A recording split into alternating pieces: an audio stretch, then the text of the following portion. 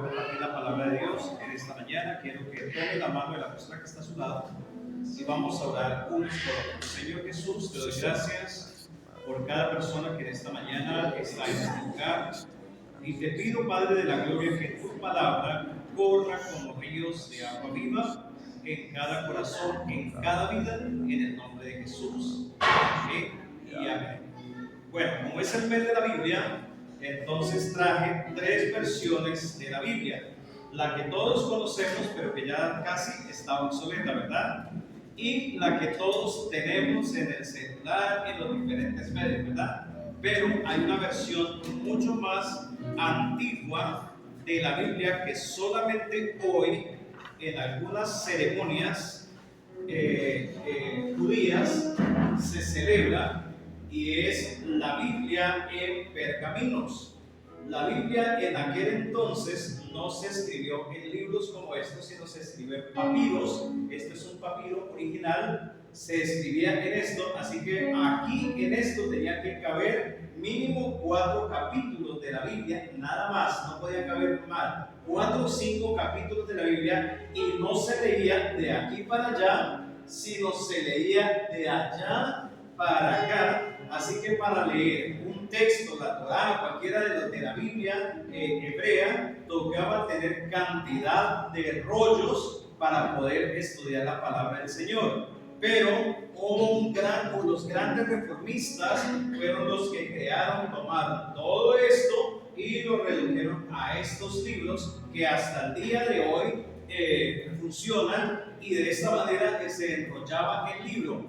Cuando la Alemania nazi mataron a los judíos y los despropiaron de sus propiedades, valga la redundancia, encontraron muchos manuscritos o muchos papiros de la Biblia, pero los manubrios no eran de madera, eran de oro literalmente, porque para ellos era lo más sagrado, lo más importante, lo más costoso que una persona pueda tener es la palabra del Señor. ¿De acuerdo? Entonces quiero que miremos la palabra del Señor en el libro de San Juan, capítulo 5. Vamos a mirar el texto, capítulo 5, versículo 38. Búsquela, enciendan la Biblia, como quiera que les dé, o abren sus rollos si traen rollos. Y dice la palabra del Señor en el libro de San Juan, capítulo 35, Juan 5, versículo 38. Dice el Señor: escudriñad las Escrituras, porque a vosotros os parece que en ellas tenéis la vida eterna, y ellas son las que dan testimonio de mí. Quiero que todos repitamos ese pasaje. Digo conmigo: escudriñar las Escrituras, porque a vosotros os parece que en ellas tenéis la vida eterna. Vamos a mirar a través de la historia por qué es importante o por qué ha sido importante la palabra del Señor. Tengo 3 ejemplos que quiero que los tengas en cuenta. El primero: cuando Martín Lutero se hizo cabeza visible de la Reforma Protestante el 31 de octubre de 1517, comenzó su trabajo de traducir la Biblia de los idiomas hebreos, arameo y griego al alemán, cuando estuvo en Wurzburgo, y publicó el primer Nuevo Testamento en 1522 y la primera Biblia en 1534. Pues para él no había otra razón de ser de la vida que la palabra de Dios, y en la tesis número 65 y 66 explicó lo siguiente: que el Evangelio era el verdadero tesoro de la humanidad.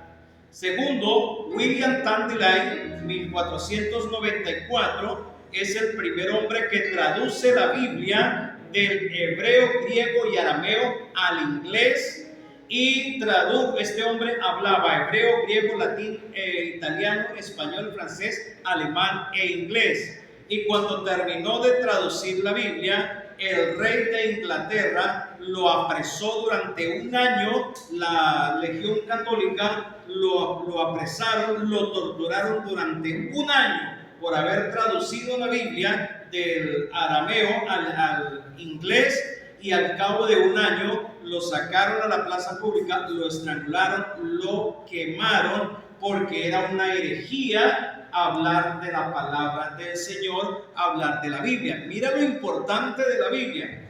Y hay otro hombre que se llama Dámaso I, en el año 304 después de Cristo, que fue un papa. Este hombre fue el primer hombre que negó la posibilidad que cualquier persona leyera la Biblia. Y desde el año 330 hasta 1517 duró 1187 años que la humanidad no pudo leer la Biblia. ¿Cuántos años? ¿Cuántos? Digo conmigo, 1187 años que no se podía leer la Biblia, excepto los judíos en la parte del mundo donde estuviesen. De resto nadie más, solamente eran los cardenales que podían leer la Biblia. Pero cuando Martín Lutero hace la reforma, lo primero que hizo es darle la prelación y la importancia a leer la palabra del Señor. Y como dato curioso, hoy vamos a ver la importancia de usted y de mí de leer la palabra del Señor. ¿De acuerdo? ¿Cuántos tiene aquí 8 años? Levante la mano quien tiene 8 años. Nadie. Ya todos son grandes, ¿verdad? Por allá hay un príncipe que tiene ¿cuántos años? 4 añitos. Vamos a mirar una historia, según la Biblia, muy importante y muy interesante que quiero que la tengamos en cuenta. Segunda de Reyes. ¿Sí me están escuchando? ¿Sí? ¿Está bien? Porque usted es sordo y yo gangoso, lindo el tubo, ¿verdad? Entonces, Segunda de Reyes, capítulo 22, dice la palabra de Dios en el versículo 1. Cuando Josías comenzó a reinar, era de 8 años. ¿Cuántos años tenía, muchacho? 8 años. Y reinó en Jerusalén 31 años. Y el nombre de su mamá fue Gedida, hija de Adaí de Boscat.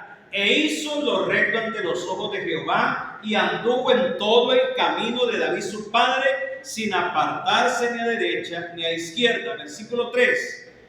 A los 18 años del rey Josías, envió el rey a Safar, hijo de Azalías, hijo de Mesulán, escriba de la casa de Jehová, diciendo: ve al sumo sacerdote Hilcías, dile que recoja el dinero que han traído a la casa de Jehová, que han recogido del pueblo los guardas de la puerta, y que lo pongan en manos de los que hacen la obra, que tienen a su cargo el arreglo de la casa de Jehová, y que lo entreguen a los que hacen la obra de la casa de Jehová para reparar las grietas. Verso 6. A los carpinteros y maestros, albañiles, para comprar madera, piedra de cantería, para reparar la casa. Y que no se les tome en cuenta el dinero cuyo manejo se les confiere, porque ellos proceden con honradez. Entonces dijo el sumo sacerdote Hilcías al escriba Safar: he hallado el libro de la ley en la casa de Jehová. Hilcías dio el libro a Safar y leyó. Y viniendo luego el escriba Safar al rey, dio cuentas al rey y dijo: tus siervos han recogido el dinero que hallado en el templo y lo han entregado en poder de los que hacen la obra, que tienen a su cargo el arreglo de la casa de Jehová. Asimismo el escriba Safán declaró al rey diciendo: el sacerdote Hilcías me ha dado un libro. Y lo leyó Safán delante del rey. Cuando el rey hubo oído las palabras del libro de la ley, rasgó sus vestidos. Luego el rey dio la orden al sacerdote Hilcías, hijo de Safán, al escriba Safán, siervo del rey, diciendo: id y preguntar a Jehová por el pueblo y por todo Judá acerca de las palabras que se han hallado, porque grande es la ira de Jehová que se ha encendido contra nosotros, por cuanto nuestros padres no escucharon la palabra de este libro para hacer conforme a todos los que nos fue escrito. Entonces fue el sacerdote Hilcías y Ayacán, otro poco de personas fueron, y Hilda, mujer de Sulán, hijo de otro poco de gente, hijo de de las vestiduras la cual moraba en Jerusalén, en segunda parte de la ciudad, y hablaron con ella. Y les dijo: así ha dicho Jehová, el Dios de Israel, decid al varón que os envió a mí, así ha dicho Jehová, he aquí yo traigo sobre este lugar y sobre los que moran toda la maldad que este libro habéis leído en Judá, por cuanto se encendió contra este lugar en mi ira y no se apagará. Mas al rey de Judá que os ha enviado para que preguntase Jehová, diréis así: así ha dicho Jehová, Dios de Israel, por cuanto oíste, díganlo todos conmigo, por cuanto oíste, todos, por favor, por cuanto oíste la palabra de Jehová de este libro, y dice, dejamos hasta ahí, dice: y tu corazón se enalteció y te humillaste delante de Jehová cuando oíste lo que yo pronunciaba contra este lugar y contra sus moradores, que vendrán a ser asolados y malditos, y rasgaste tus vestidos y lloraste en mi presencia, también yo te he oído, dice Jehová. Por tanto, he aquí que te recogeré con tus padres, y serás llevado a tu sepulcro en paz, y no verán tus ojos todo el mal que traigo sobre este lugar. Y ellos dieron al rey la respuesta.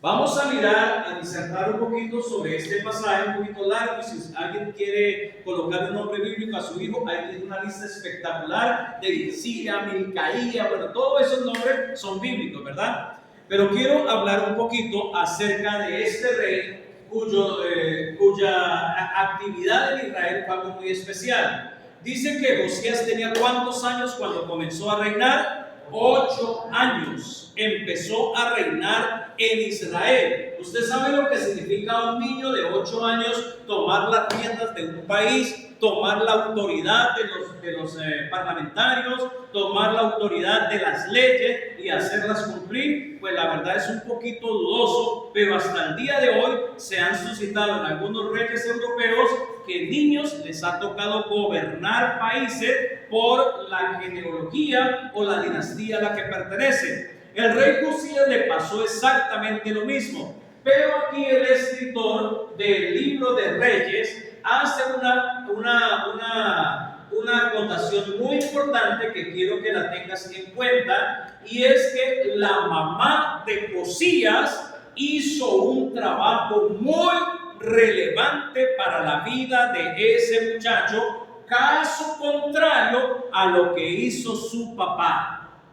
Óigase bien, aquí vemos una familia disfuncional, dispareja. Resulta que Jedida es la mamá de Josías, pero el papá de Josías se llamó, el nombre del papá de Josías fue el rey Amón. Y resulta que dice que este rey hizo lo malo delante de Dios. Él empezó a meter ídolos, a meter idolatría al templo, a llevar a pecar a Israel de la forma más descabellada. Pero yo me imagino a la señora Jedida agarrando a su muchachito y sembrando la palabra del Señor, sembrándole el mensaje de Dios, preocupando. Yo me imagino a la señora agarrando los textos originales hebreos y empezar a enseñar al muchacho palabra por palabra, para que no se le olvidara el mensaje del Señor. Dile que está a su lado, dile fuerte: instruye al niño en su camino. Dile: instruye,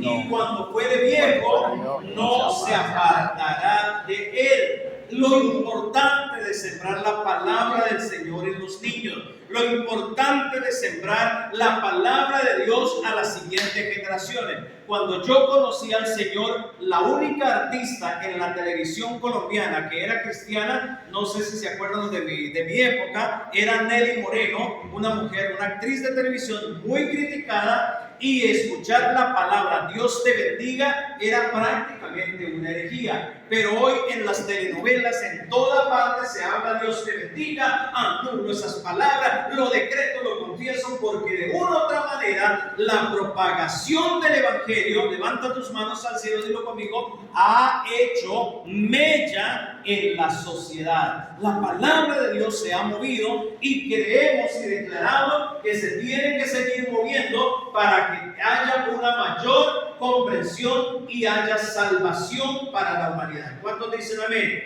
Entonces, primero un niño empieza a reinar a los 8 años, asciende al trono, pero la protagonista es la mamá, que se encargó de darle la palabra, de instruirlo. Y dice que este muchachito hizo lo recto delante del Señor. ¿Cuántos dicen amén? ¿Hizo qué? Lo recto delante del Señor. El tercer punto, el tercer ítem que este muchacho tuvo en cuenta: anduvo conforme a la palabra del Señor. Verso 2 dice: hizo lo recto delante de Jehová y anduvo en todo el camino de David su padre, sin apartarse a diestra y a siniestra. Una cosa es que tú conozcas la palabra, pero otra cosa es que esto se te vuelva un fetiche. Resulta, hermanos, que en África, especialmente en la República del Congo, hay una práctica que se llama la práctica de Sambeto. Y la práctica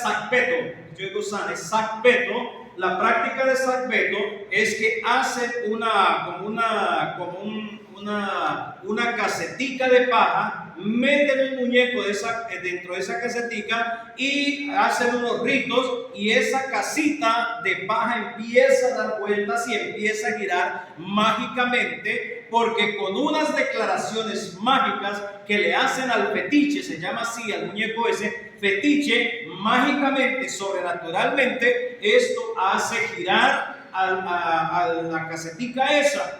Resulta que nosotros también podemos tener la palabra de Dios como un fetiche. Si nosotros tenemos la Biblia, tenemos la palabra del Señor, pero no la sacamos de aquí y la metemos aquí, nuestra boca nunca va a hablar palabra del Señor. Levanta tus manos conmigo, dilo: de la abundancia del corazón habla la boca. Si yo hablo con alguien, habla mal de todo el mundo, habla grosería, vulgaridades, chistes morbosos y todo eso, yo puedo entender que hay en esa persona. Pero también puedo ver que hay personas que conocen mucho la Biblia, pero son los jueces. Es que si tú no te arrepientes, candela vas a llevar, el diablo te va a cargar y el demonio te va a arrastrar los pies. Entonces a veces decimos esa manera, y no es la palabra de Dios, no es el martillo que yo veo, o la espada para yo coger a golpe a todo el mundo. La palabra de Dios, dilo fuertemente, es vida,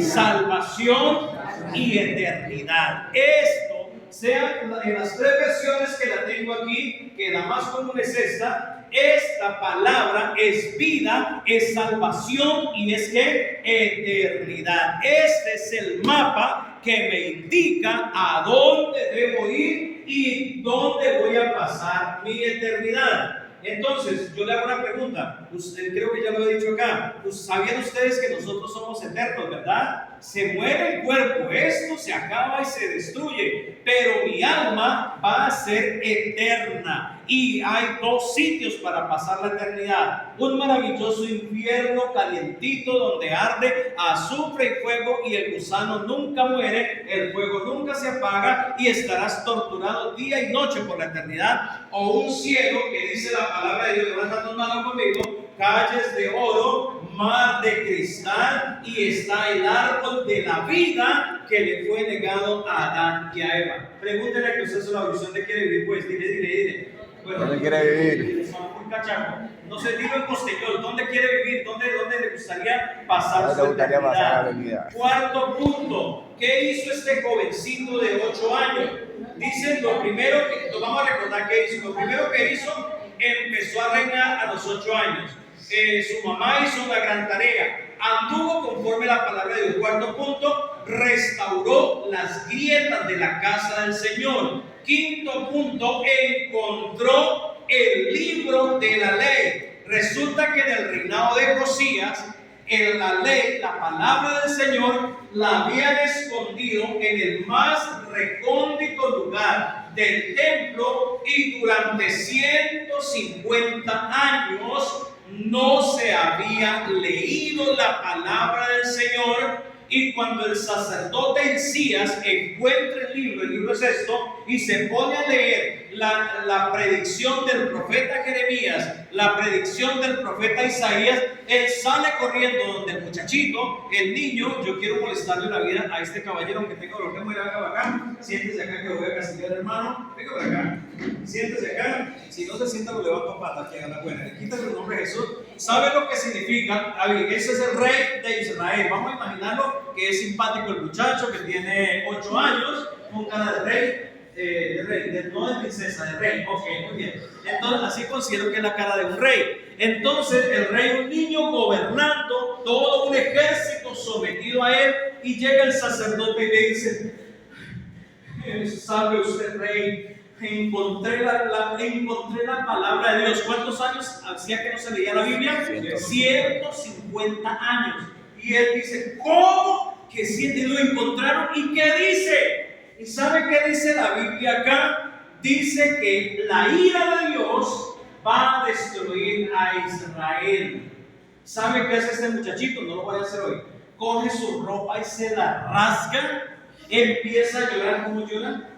Eso, así llorando. Empieza a llorar delante de Dios. Dice: ¿qué vamos a hacer? Y toma el sexto, puede sentarse. Toma el sexto paso, que quiero que todos lo tengamos en cuenta. Le dice, llama a un profeta, y le dice a un sacerdote, y le dice: haz el favor, ve y consulta a Dios y pregúntale a Dios que hemos leído esta palabra y hay una palabra de juicio. ¿Qué debemos hacer frente a esa palabra? El niño se asustó, como todo niño, se asusta, llora, se angustia, se desespera. Iglesia, yo sé que es vivir en el momento de la crisis. Yo tenía exactamente 7 años cuando se destruyó Armero, Tolima, y vivíamos a 3 horas de Armero. Y la noche que cayó ceniza sobre toda esta región de Tolima y de Caldas, mi papá se levanta por la mañana. Mi papá no supo manejar la situación. Mi papá se pone a llorar, dice: se acabó el mundo, y empezó a llorar. Llama a mi mamá, y nosotros, siendo niños, asustados, ¿y para dónde agarramos? Cuando salimos a la calle, toda la calle estaba llena de ceniza. No sabíamos qué hacer. Mi padre toma su camionetica y nos vamos.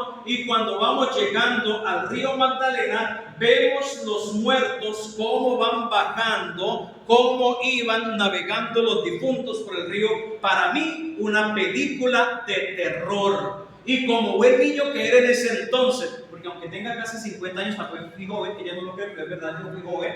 En ese entonces, yo angustiado, no hallaba qué hacer, desesperado, y fue aberrante para mí. Y cuando muchos años después volvemos al Tolima a ver lo que queda de Armero, pudimos sentir el dolor y revivir una historia de dolor que cuando éramos niños vivimos con mi familia y muchas familias vivieron. Óigase bien, este niño también se asusta, se espanta, se angustia, pero hay una respuesta de parte de Dios. Él se pone a llorar, él va y le consulta, le dice al sacerdote: ve y consúltele a Dios, porque ya seguramente nos morimos, seguramente se acabó esto.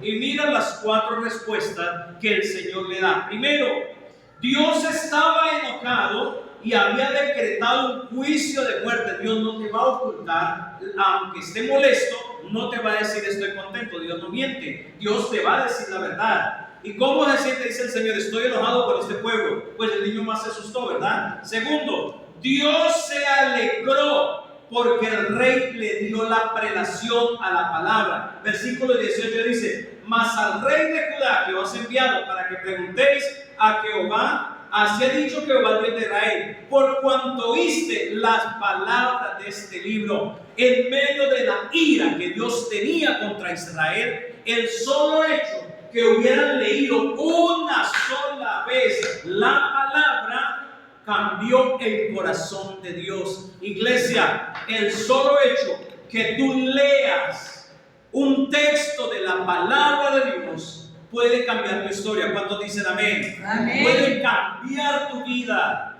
puede cambiar tu historia. Solo dice la Biblia, una palabra tuya que bastará para sanarme. No dice toda la Biblia, una palabra. Con que tú le des prelación a una sola palabra de la Biblia, eso puede cambiar su historia. Segundo, dice que Dios se alegró por la disposición del corazón del rey. Miren lo que dice el verso 19. Y tu corazón se enterneció y se humilló delante de Jehová, por cuanto oíste que yo pronunciaba contra este lugar y contra sus moradores.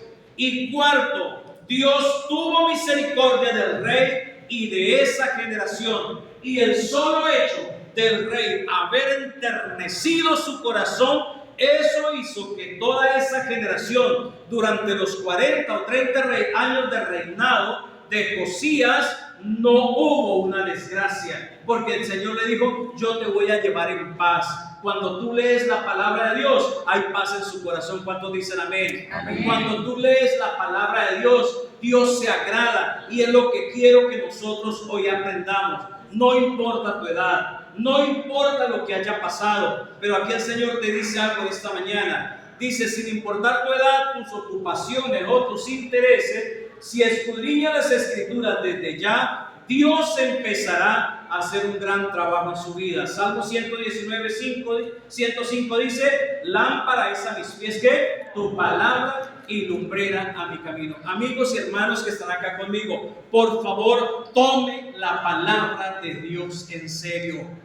Tómela, abraza sus promesas, abrázala, porque ellas serán la luz a tus pies para guiarte hasta la eternidad. Segundo, si instruimos a alguien en la palabra de Dios, Dios se encargará del resto.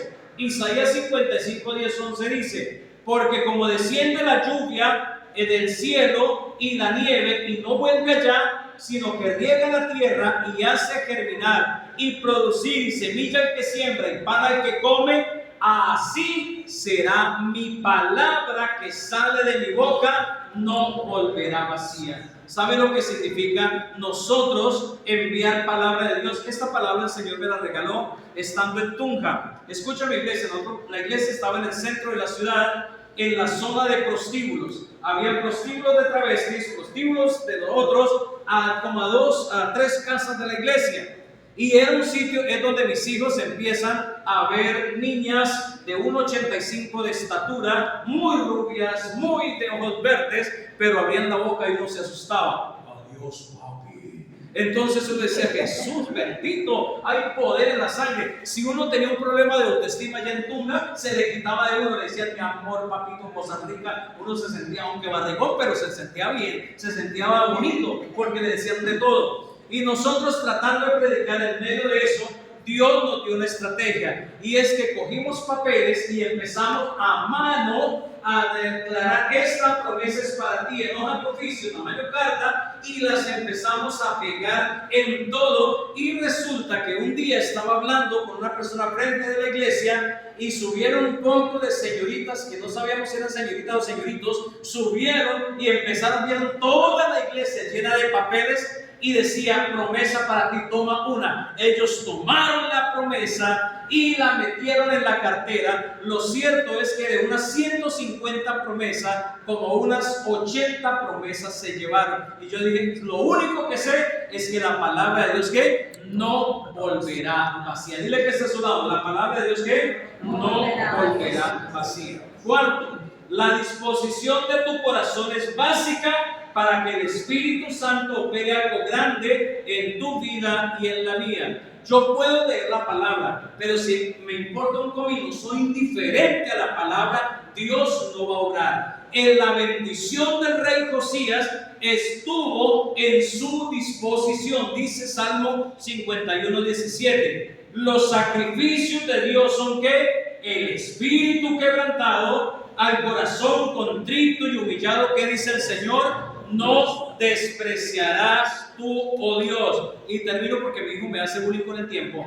El quinto dice: Dios a través de su palabra quiere operar algo en su vida para la eternidad. Y quiero que busquemos todos Ezequiel 36, 26 al 28. Y dice la palabra: os daré un nuevo corazón y pondré un espíritu nuevo delante de vosotros, y quitaré de vosotros, quitaré de vuestra carne el corazón de piedra, y os daré un corazón de carne, y pondré dentro de vosotros mi espíritu, y haré que andéis en mis estatutos y guardéis mis preceptos y lo pongáis por obra, y habitaréis en la tierra que di a vuestros padres, y vosotros me seréis por pueblo, y yo seré para vosotros vuestro Dios. Si hoy le damos la prelación a la palabra, su historia, mi historia y la historia de mi familia va a cambiar. Amén. Hoy, ¿cómo? Hoy es el día de nosotros tomar esa palabra en serio. Y termino o concluyo con esto. Salmo 119, 1 al 5 dice: bienaventurados los perfectos del camino, los que andan en la ley de Jehová. Bienaventurados los que guardan su testimonio y con todo el corazón le buscan, pues no hacen iniquidad los que andan en los caminos del Señor. Amén. ¿Cómo podemos andar en los caminos del Señor si no le conocemos?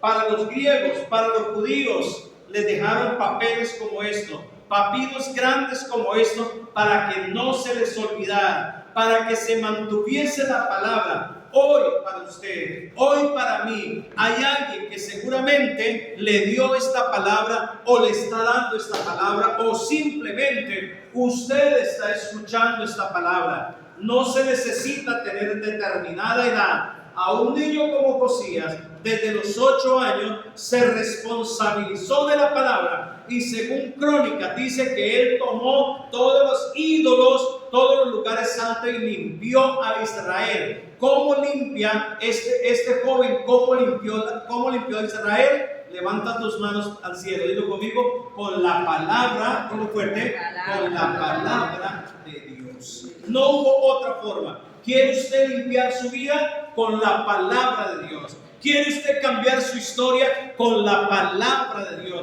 Pero no es esperando que llegue aquella magna y santa propaganda que dice: la dosis diaria con Lidia Arana. No, esa no es la palabra de Dios. Ese es un texto. Pero si tú vas a la palabra y buscas el texto, lo escudriñas y lo hace para usted, estoy seguro que la gloria de Dios será vista en su familia. Colóquese de pie. Voy a pedir al pastor que me ayude con el piano en esta tarde, en esta mañana.